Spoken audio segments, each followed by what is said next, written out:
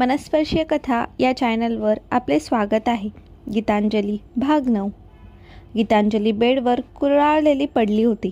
तिच्या शरीरातून ऊर्जा निघून गेली होती आणि तिचे हृदय पोकळ होते. ती छताकडे शून्य नजरेने पाहत होती. तिच्या डोळ्यातून अश्रू शांतपणे गळत होते. तिच्या केसांमध्ये साचत होते. शिवराजच्या खुलाशाच्या भाराने तिला चिरडले. तिला श्वास रोखला आणि नाजूक बनवले. प्रत्येक रडणे तिच्या छातीतून काचेचा तुकडा घुसल्यासारखे वाटत होते.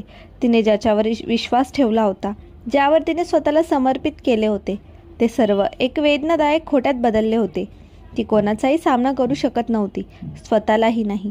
तिच्यात लढण्याची, काळजी घेण्याची किंवा तिच्या आतल्या थंड शून्यतेशिवाय काही अनुभवण्याची शक्ती उरली नव्हती. दारावर हलक्या हाताने थाप पडल्याने तिच्या विचारांमध्ये खंड पडला. ती नॅन्सी होती. गीता, तू ठीक आहेस ना? तू इथे तासनतास आहेस. मी तुझ्यासाठी चहा आणला आहे.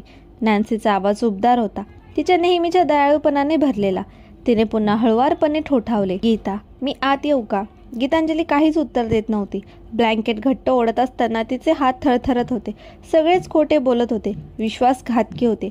या घरातील तिची एकमेव मैत्रीण नॅन्सी यात कशी सहभागी असू शकते? विश्वासघात खूप खोलवर गेला आणि ती आता स्वतःला रोखू शकली नाही. तिच्या दुःखाखाली राग दडला होता आणि ती स्वतःला थांबवण्याआधीच ती बोलली. तिचा आवाज कठोर आणि आरोपपूर्ण होता. नॅन्सी, प्लीज निघून जा. मला तुला भेटायचं नाहीये. तू माझ्याशी असं कसं करू शकतेस? या शब्दांनी नॅन्सीला धक्का बसला आणि तिने संकोच केला आणि हळूहळू दार उघडली. ती आत शिरली. तिचे डोळे काळजीने भरले होते. तू कशाबद्दल बोलत आहेस गीता? मी काय केले? गीतांजली बेडवर उठून बसली.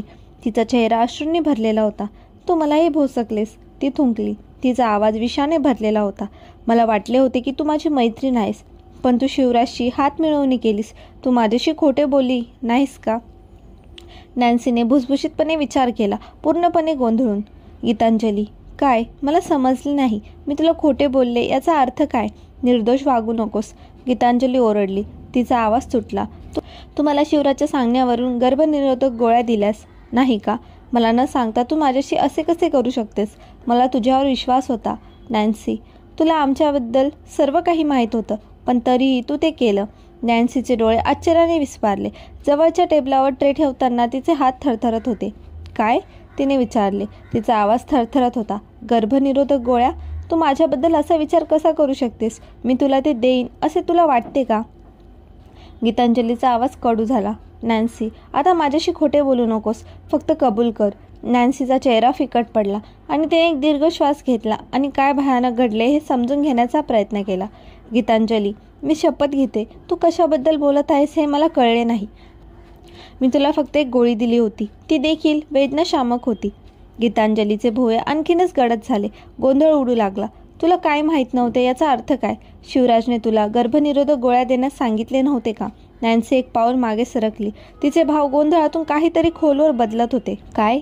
मला वाटलं त्या फक्त वेदनाशामक आहेत. मला माहीत नव्हते की मी तुला त्या गोळ्या दिल्या आहेत. ती थरथरत्या आवाजात पुढे म्हणाली. गीतांजली, मी तुझी शपथ घेते, मी तुला कधीही गर्भनिरोधक गोळ्या दिल्या नाहीत. ती थांबली आणि काहीतरी आठवले. थांब, त्या सकाळी सरांनी मला तुला एक गोळी देण्यास सांगितले, पण ते पॅकेजमध्ये नव्हती. ती फक्त एक गोळी होती. मला माहीत नव्हते की ती काय आहे. ती ट्रेवर ठेवली, पण मी टोस्ट तयार करत असताना ट्रे घसरली आणि गोळी सिंकमध्ये पडली. गीतांजलीचे डोळे मिचकावले. तुला काय म्हणायचे आहे? तू ते मला दिले नाहीस? नॅन्सीने मान हलवली. नाही, मी ते टाकून दिले. हे सरांना सांगायला मला भीती वाटत होती. मला वाटलं की ते तुला तुमच्या पहिल्या रात्रीच्या वेदनांसाठी काहीतरी द्यावे अशी त्यांची इच्छा आहे, जसे की वेदनाशामक औषध. म्हणून मी तुला औषधाच्या डब्यातून एक औषध दिले. पोटाच्या कुशीत आशा फुलली तेव्हा गीतांजलीचे हृदय धडधडले. मग तू मला गर्भनिरोधक गोळी दिली नाहीस, त्याऐवजी तू मला वेदनाशामक औषध दिलेस. नॅन्सीने मान हलवली. हो, पण प्लीज सरांना कळू देऊ नको. जर त्यांना कळले की मी त्यांच्या सूचनांमध्ये गोंधळ घातला तर ते मला मारून टाकतील. क्षणभर नॅन्सीने जे सांगितले त्याचे वजन हवेत लटकले. अनिश्चिततेने दाट. मग अचानक सुटकेच्या स्फोटात गीतांजलीला असे काहीतरी जाणवले जे तिला कधीही न जाणवलेल्या आशेत जाणवले. ती धावत नॅन्सीकडे गेली आणि तिला घट्ट मिठीत घेतले. त्याला कधीच कळणार नाही, नॅन्सी. ती तिच्या अश्रूंमधून कुजबुजली. तिचे हृदय थोडेसे हलके झाले. माझा विश्वासघात न केल्याबद्दल थँक्यू. पण जरी तिच्या नसा भरून आल्या तरी गीतांजलीला माहीत होते की यामुळे तिच्या आणि शिवराजमध्ये काही बदल झाला नाही. तिने गर्भनिरोधक गोळी घेतली नसली तरी शिवराजला कधीच त्याच्या बाळाला जन्म द्यावा असे वाटत नव्हते. हे सत्य त्याने पुसले नाही. त्याने स्पष्ट केले होते आणि ती त्याच्यावर कितीही प्रेम करत असली तरी तो बदलेल या आशेने ती स्वतःचे तुकडे करत राहू शकत नव्हती. गीतांजली बेडच्या कडेला बसून आरशात दिसणाऱ्या तिच्या प्रतिबिंबाकडे पाहत होती. तिचे डोळे सुजलेले आणि लाल झाले होते. तिचा चेहरा फिकट आणि पछाडलेला होता. तिने सर्व काही करून पाहिले होते. त्याच्यावर निस्वार्थ प्रेम केले होते. तिच्या स्वप्नांचा, तिच्या शरीराचा, तिच्या हृदयाचा त्याग केला होता. पण आता तिला शेवटी समजले की तिला त्याच्यासोबत हवे असलेले भविष्य कधीच मिळू शकत नाही. तो तिला कधीही तिच्या पात्रतेचे जीवन देणार नव्हता. जड अंतकरणाने तिने त्याला सोडून जाण्याचा निर्णय घेतला. तिला कुठे जायचे हे देखील माहीत नव्हते. पण एक गोष्ट निश्चित होती की तिच्यासाठी इथे जागा नाही. आता तर नाही. गीतांजली हळूहळू त्यांच्या खोलीकडे गेली. ती खोली जिथे एकेकाळी शिवराजसोबत भविष्यासाठी तिच्या सर्व आशा होत्या. तिने कपाट उघडले आणि तिचे कपडे बाहेर काढू लागली. एक एक करून ते घडी करू लागली आणि तिच्या चेहऱ्यावरून अश्रू वाहत होते. तिने पॅक केलेली प्रत्येक वस्तू तिच्या तुटलेल्या हृदयाचा आणखी एक तुकडा वाटत होता. जेव्हा तिने काम संपवले तेव्हा तिची नजर तिच्या हातावर पडली, जिथे ती अंगठी अजूनही चमकत होती. कधीही न पाळलेल्या वचनांची क्रूर आठवण. तर त्या बोटांनी तिने ती अंगठी काढून टाकली. थंड धातू तिच्या त्वचेत घुसला. जणू काही ती काढण्यासही प्रतिकार करत होती. तिने ती अंगठी बेडसाईड टेबलवर ठेवली. ती सोडून देण्याच्या शेवटच्या कृतीसारखी वाटली. तिने कॅब बोलावली. तिचे हात थरथरत होते आणि सुटकेस पकडत होते. ती अश्रूंनी माखलेल्या चेहऱ्याने बाहेर पडली. तिचे पाय जड वाटत होते. प्रत्येक पाऊल तिला तिच्या आयुष्यापासून दूर नेत होते, जे तिला वाटत होते. टॅक्सी थांबली आणि तिने तिचे सामान गाडीमध्ये ठेवले. पण ती गाडीत बसणार इतक्या शिवराजची काळी SUV गाडी थांबली. तिचे हृदय धडधडले. त्याची गाडी किंचाळत थांबली आणि काही सेकंदांनी अनेक काळ्या गाड्या कॅबला घेरल्या.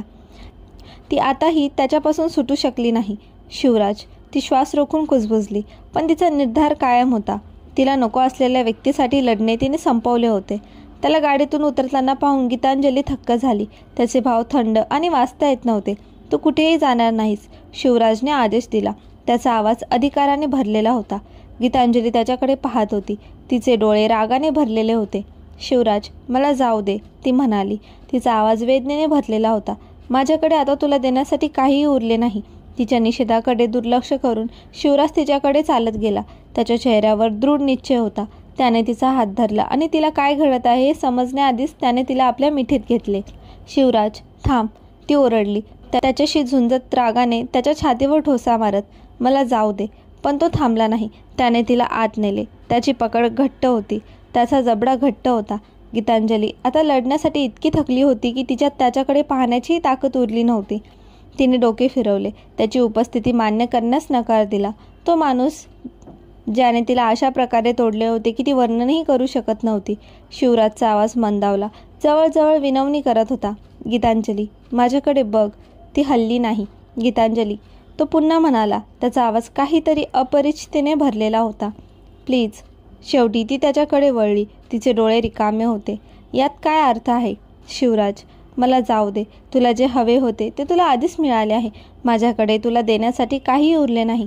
जर ते तुझ्या शारीरिक गरजांबद्दल असेल तर कोणतीही मुलगी ती पूर्ण करण्यास तयार असेल.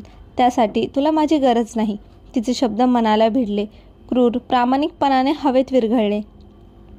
शिवराजचे डोळे रागाने आणि काहीतरी खोलवरच्या कच्च्या गोष्टीने काळे झाले. पुन्हा कधीही असं बोलू नकोस, तो भावनेने भरलेला आवाज करत ओरडला. त्याच्या खेळांना कंटाळून गीतांजली मान हलवत म्हणाली, तू असं का करतोयस? शिवराज, तू मला का जाऊ देत नाहीस? तुला माझ्याकडून आणखी काय हवं आहे? शिवराजची छाती धडधडत होती आणि पहिल्यांदाच गीतांजली त्याच्या आत काहीतरी तुटलेले दिसले. तिच्याकडे पाहताना त्याचे डोळे अश्रूंनी चमकत होते. त्याचा आवाज कर्कश होता.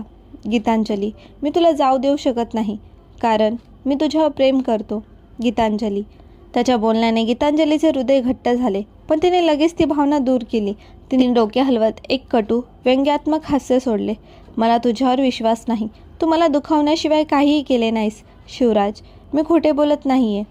शिवराज जवळ येत म्हणाला. त्याचे डोळे भावनेने भरलेले होते. मी तुझ्यावर प्रेम करतो, पण तू कोणताही निर्णय घेण्यापूर्वी प्लीज माझे ऐकून घे. मग जर तुला अजूनही जायचे असेल तर मी तुला जाऊ देईन.